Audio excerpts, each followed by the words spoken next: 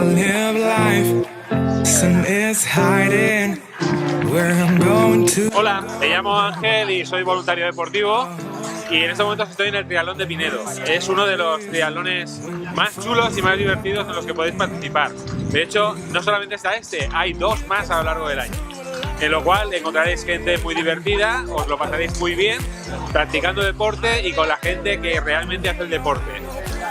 No sé qué más deciros, sino que os animo a que participéis todo lo que podáis y encontraréis un ambiente sano, saludable y maravilloso, vamos.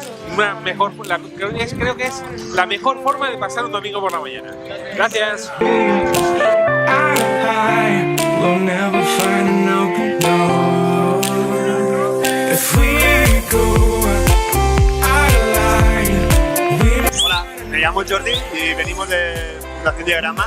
Formamos parte del voluntariado del triatlón y estamos aquí porque estamos encantados con el ambiente un ambiente sano, donde los chavales pueden encontrar otras motivaciones que no sea simplemente el día a día. Creemos en el deporte como un método, una manera de vida para poder hacer las cosas un poquito mejor. Gracias. I stumbled in, but sometimes it gets flooding, so every face can start again. Hey. You keep running through a lot of openings, though we could get along. And you know I know prayer is never really dead.